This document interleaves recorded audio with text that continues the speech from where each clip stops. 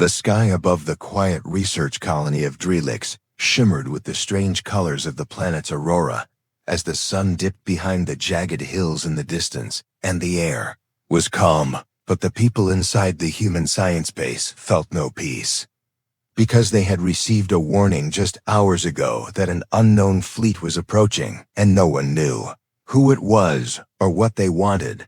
But deep down, everyone feared the worst as the transmissions coming from orbit were scrambled and no voice answered their calls for peace or negotiation. And so the team of scientists, engineers, and support crew began locking down the base doors while moving sensitive equipment into the underground chambers, hoping to buy time in case something terrible happened inside the central control room. The lead coordinator, a man named Raylan, stood silently watching the blinking monitors and distant radar signals, moving closer with every passing minute, and though he was not a soldier, he could sense what was about to happen because these patterns of movement, the silent advance, the jamming of signals, and the lack of any demand or message all pointed to one truth. This was not a diplomatic arrival. This was an invasion far above the surface. The alien fleet was silent as it hovered in low orbit, scanning every inch of the human colony below, and aboard those ships were warriors, not diplomats. These were hardened mercenaries hired by a powerful alien syndicate known for conquering outposts and taking what they needed without hesitation or mercy. They had faced humans before in skirmishes and saw them as weak, slow, and too emotional to be proper fighters. So when they were given the task of capturing a human science colony, they thought it would be another simple job just like the others, quick and clean with little resistance and plenty of reward.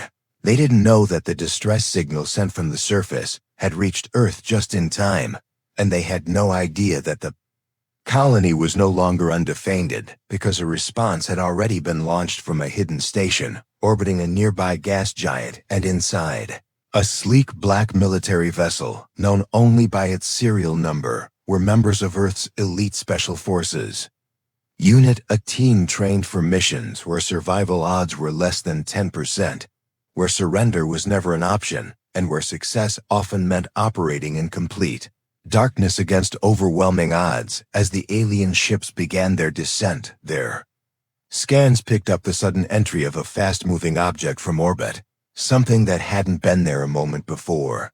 And then came the drop pods like burning stars, piercing through the atmosphere, silent and fast. They landed in perfect synchronization across the hills and ravines around the colony, and the alien officers inside the lead ship frowned because they had seen many things in war, but this level of precision was not common, especially not from humans.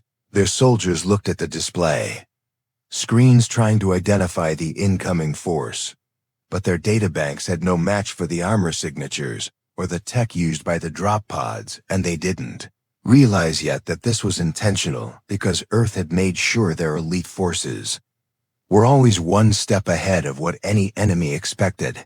Back on the surface, the scientists inside the base saw the pods land, and confusion filled the air for a moment until the encrypted message came through loud and clear, a calm voice identifying itself only as Captain Ray, confirming that the special forces had arrived and the base was now under their protection. Relief washed over the humans in the base, but it was mixed with curiosity because none of them had ever actually seen the special forces in action, only heard stories and rumors about how they moved without being seen, how they fought without making a sound, and how entire enemy units had surrendered without a single shot once they realized who they were dealing with. The alien mercenaries prepared to launch their first wave, believing they could still overwhelm the base quickly. But deep in their minds, a seed of doubt had been planted by the sight of those drop pods and the unfamiliar tech, and by the strange way the ground around the colony seemed to go silent, as if even the wind was holding its breath, waiting for something to begin, something that no one on either side could quite explain yet, but which would soon become clear because the special forces had landed and they were already moving in silence through the rocks and shadows. watching every step and waiting for the perfect moment to remind the galaxy why humans were never to be underestimated, especially when their elite soldiers were sent.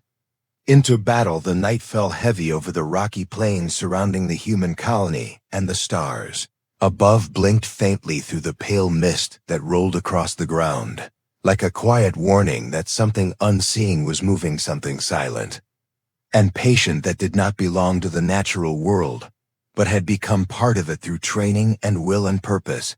And as the alien mercenaries began spreading out their ground units and securing the outer zones they still believed they held.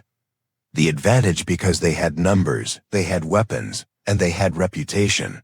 But what they did not have was understanding of what kind of enemy had just entered the battlefield. The Special Forces team had not come to fight in the traditional sense because that was never their way. Instead, they moved in small teams across the rough terrain, using night vision gear, cloaked armor, and synchronized silent comms as they slipped through cracks and crevices and hidden paths like shadows given form and intelligence. And they did not rush. They did not make mistakes. They observed and mapped and studied every alien position, noting weak points and vulnerable gaps, and then they vanished again, leaving nothing but the cold wind behind. In the command center of the alien lead unit, an officer reviewed the position logs of his patrols and frowned because something was wrong. Their forward units were no longer reporting, and the signals from their drones were dropping one by one, as if someone was plucking them from the air without leaving debris or alerts. And at first they assumed it was environmental interference or a malfunction in the comms array, but then a second wave of scouts disappeared within minutes, and this time the last signal showed a strange flash of movement just before silence returned back at the human colony. Captain Ray stood quietly in the shadows of the upper wall, watching through a scoped lens as two alien figures moved near the old sensor relay at the far edge of the outer ring, and without a sound he raised his hand and gave a signal, and somewhere unseen a gloved finger pressed gently against a trigger, and the two figures dropped instantly. No alarms, no shouts, just a puff of dust rising and fading into the night air as if nothing had ever happened. And this was the rhythm of the operation, precise and relentless. The aliens were warriors trained in open conflict. They expected explosions and direct assaults and chaotic charges that they could respond to with fire and fury. But they were not prepared for a fight where the enemy did not show his face, where fear crept into their minds, because they could not see who or what hunted them. And as each hour passed, they grew more uncertain of their position, and their technology began to feel less reliable, because it could not see or hear what was moving just outside its range. One of the alien squad leaders finally caught a glimpse of something while scanning a ridgeline, and what he saw made his voice tremble when he reported it back, because it was not just the outline of a soldier, but the way that soldier moved, sliding across the slope, without sound, without effort, and vanishing into the dark like smoke. And when he tried to follow with his scope, the figure was already gone. Some of the younger alien recruits began muttering among themselves, and old stories resurfaced, stories told around war campfires about the human elite soldiers who did not speak or show emotion, who came only when the odds were impossible, and who never left until the mission was done. And though most had laughed at those tales before now, they were not laughing. The mercenary commander ordered his forces to tighten the perimeter and activate motion mines, but even those devices began failing one by one as the special forces used coded jammers and remote decoys to confuse and disable the traps, turning the enemy's own technology into useless junk. And still they did not speak. They did not attack in full force. They simply continued removing pieces of the alien force, like a hunter taking one step closer with every breath inside the colony. The scientists watched the security feed, and though they could not see everything, they could hear the strange silence beyond the walls. And it was not the silence of peace. It was the silence of something vast and dangerous, moving with purpose. And Raylan, the civilian coordinator, looked at Captain Ray and asked how many men he had. brought, and the captain simply replied, "Just enough," because that was the truth. These soldiers did not need numbers. They needed only time and space, and now both were in their hands. As the second night began, the alien command center received a report from a retreating scout who claimed that their outer post was empty, that the men stationed there were gone without a trace, and there were no signs of struggle or battle. Just missing gear, missing signals, and cold, untouched ground. And that was when the commander felt the first real chill. A fear run down his spine, because he knew now they were not hunting humans, they were being hunted by them. And the worst part was they still had not seen the full face of their enemy, only whispers and glimpses and trails that vanished before they could be followed. And the question that grew louder in every soldier's mind was not how do we win, but what have we walked into, and could they even survive long enough to ask that question again? The third day began with a gray sky hanging low over the hills, as if the very air around the colony had grown heavier than before, and the alien mercenaries now moved slower than they had on arrival, because something inside them had shifted, something deep and unspoken that none of them could explain, but all of them could feel. And they spoke less now, they double-checked their gear, and they no longer walked in open lines or shouted commands. They crept through the terrain as if walking through a graveyard, hoping not to disturb what waited beyond the mist. In a ruined section of the old survey station, just a few clicks from the main base, a small squad of alien fighters took shelter, hoping to use the high ground to set up a new watchpoint and restore contact with the lost outer teams. But before they could even begin calibrating their scanners, the sound of static filled their comms, and their helmets flickered with strange interference symbols they had never seen before. And then one by one their lights went out, and their systems fell dark, leaving only their own breath and the soft crackle of silence around them. They drew their weapons and looked into the distance, but there was nothing there, only rocks and wind, and the faint hum of broken tech. And that was when it happened, the sound of a footstep, not loud, not sharp, just soft and clear on the metal floor behind them. And by the time the first soldier turned, he saw nothing but the blur of movement, and a split second later, his weapon was on the ground and he was lying next to it, unable to understand how he had fallen so fast without seeing a single blow. The rest of the squad tried to react, but they were already too late.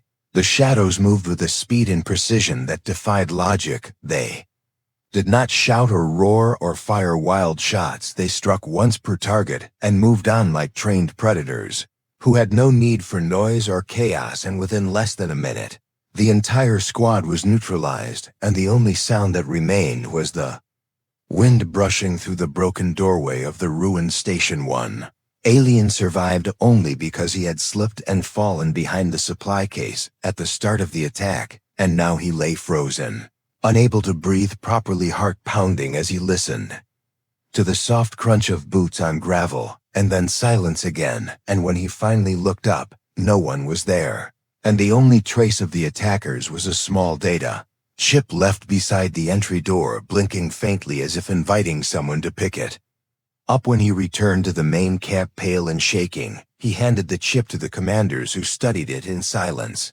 And what they saw changed the mood of the entire operation, because the footage contained detailed logs of their positions, weak points and communications errors, along with satellite maps of their approach and audio clips from their own encrypted channels, which no one outside their system should have been able to access. And yet here it was displayed before them like a game board already solved by someone who knew the end before the first move had even been made. That night, more mercenary soldiers began refusing to go on patrol. They claimed they saw shapes moving in places that should have been clear. They spoke of red lights in the fog, of sudden whispers in their earpieces, of weapons jamming for no reason, and footprints leading away from empty guard posts. And the commanders tried to hold order, but even they could no longer deny what was happening, because every step they took forward seemed to vanish into a trap already prepared inside the human colony.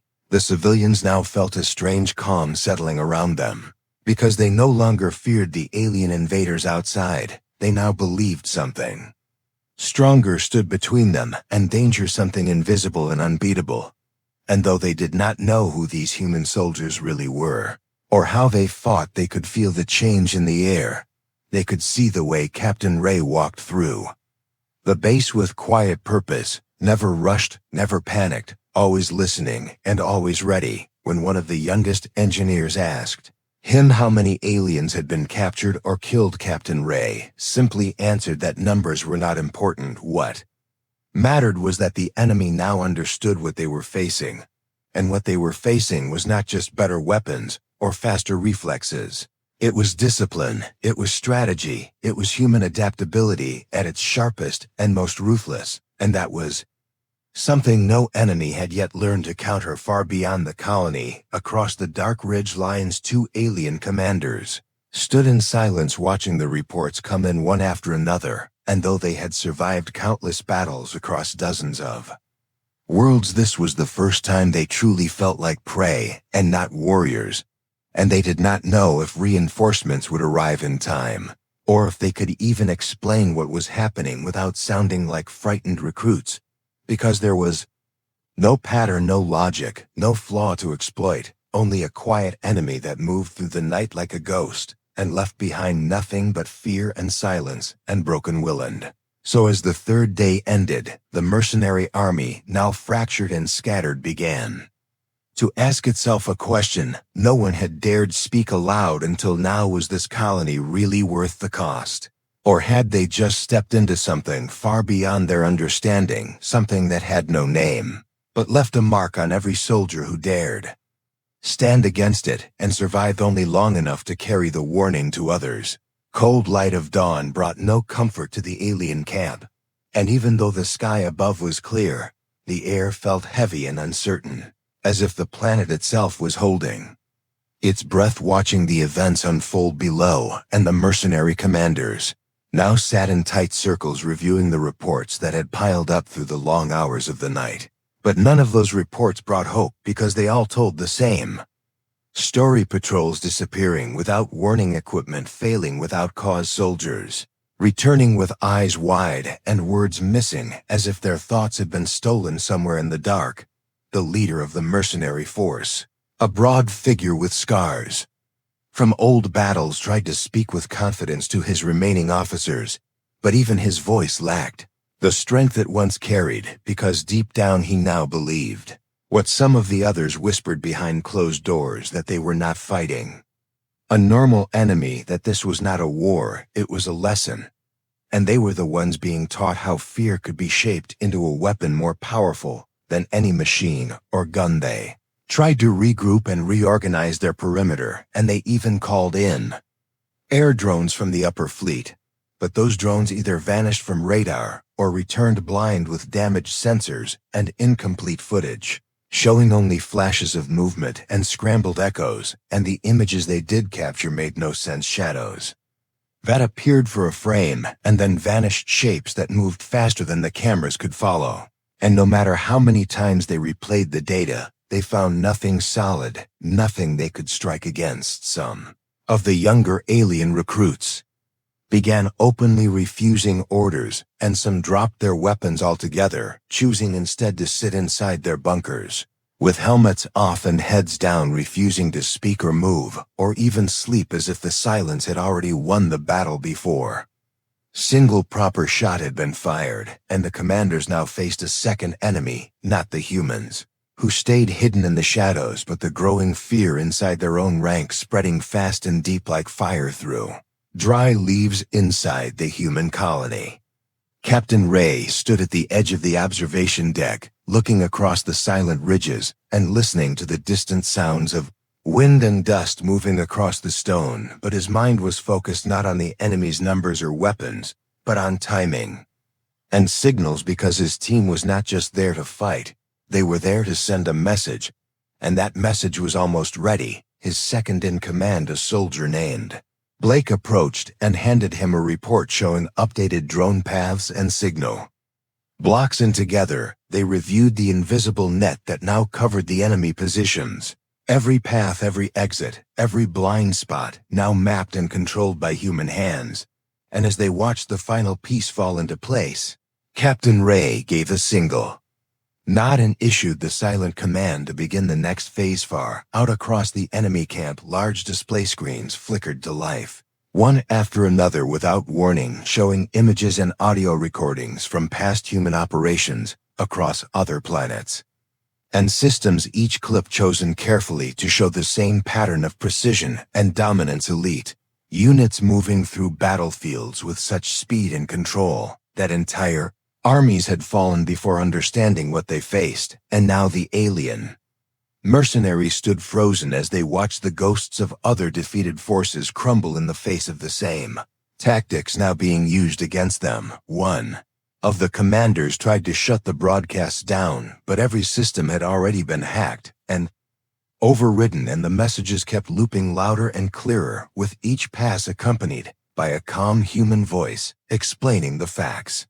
Not threats, not insults, just clear statements of tactical breakdowns and exposed weaknesses, followed by visual proof of what happened to those who ignored the warnings and kept fighting. Panic now spread like a wave through the alien ranks, because they no longer knew if they were even safe inside their own command centers. And when one of the officers stepped outside to give orders, he found his guards gone without a trace, and a small human device sitting in their place, blinking red and silent. And that was when he understood they were already surrounded and nothing could stop what was coming next. At that same moment, a captured alien scout sat in the holding chamber of the human colony and spoke softly to the soldiers watching him, his voice calm but broken, and he said he had never seen such tactics before, not from humans, not from any species, and that whatever training these soldiers had gone through it had stripped away all weakness and made them into something else, something that did not fight for pride or conquest, but for absolute control of the field and the soul of the enemy. Captain Ray walked into the room, looked at the scout for a long moment, and then simply turned away, saying nothing, because no words were needed anymore. The message had been delivered through action and silence, and now the enemy had only two choices: to retreat or to be erased.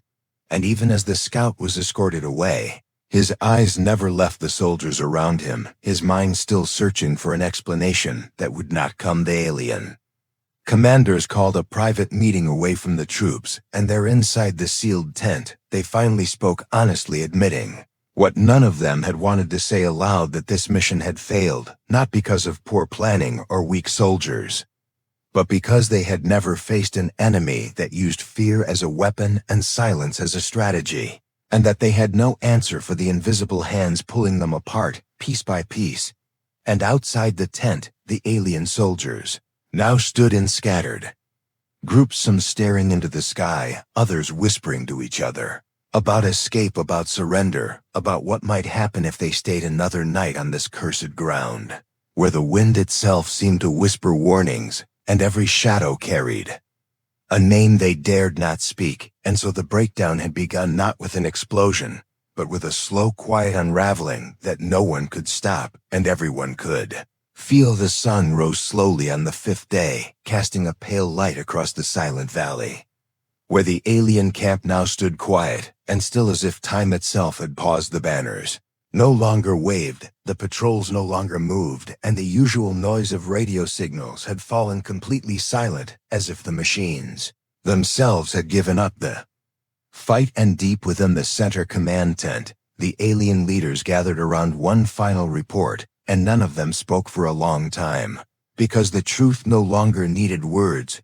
They all knew now that the operation was over. The commander stared at the map in front of him, with its blinking markers showing every lost unit, every failed patrol, every missing drone, and his hands rested on the table, unmoving, as the names of his fallen squads flickered in red across the display. And he understood now why the galaxy spoke of the human special forces in whispers, why even the most powerful warlords avoided direct conflict with them, and why those who ignored the warnings rarely returned with stories to tell, because this enemy did not fight to prove power or claim victory. They fought to make sure their enemies never stood again. His officers waited for his word, some hoping for retreat, others fearing the shame of surrender, but none of them dared to suggest continuing the fight because their numbers were broken, their morale crushed, and their weapons useless against shadows they could not touch. And so after what felt like hours, the commander gave the order to power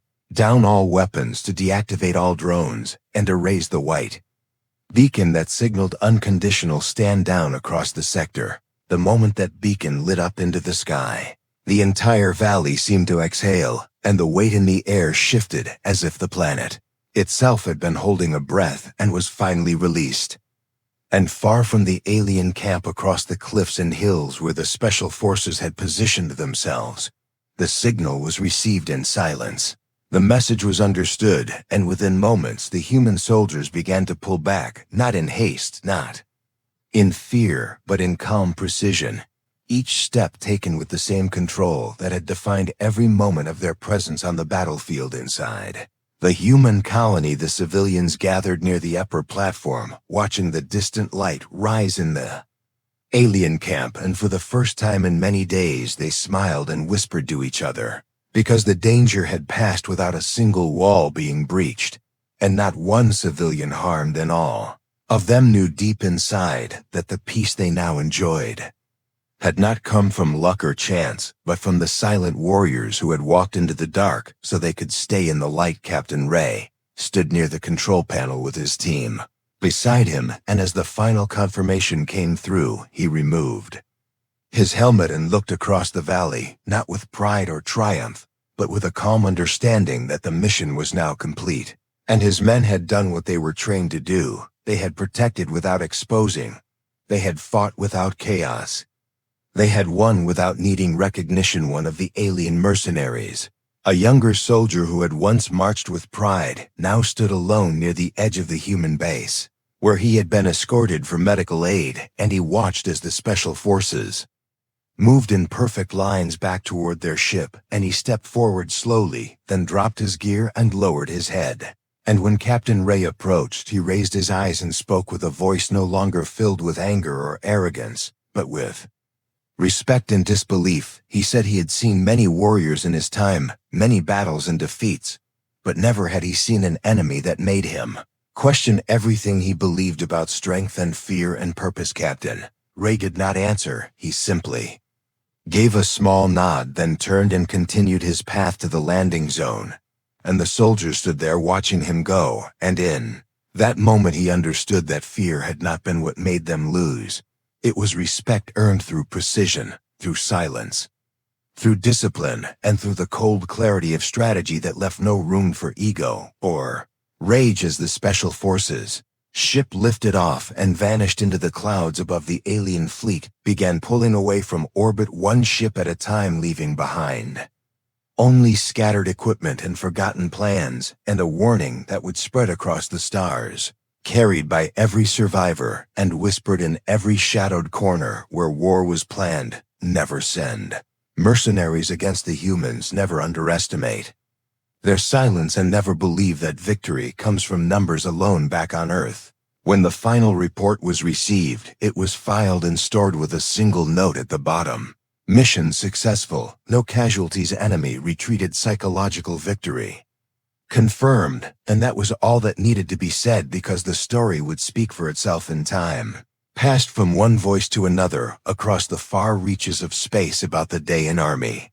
back down before the fight had even begun. And the name that echoed in that story was not a name of a place or a ship, but of a force that walked unseen and left behind only silence and fear and the unshakable memory of what it meant to face the humans who had trained not to be heroes, but to become the very thing that war itself feared the most: the end.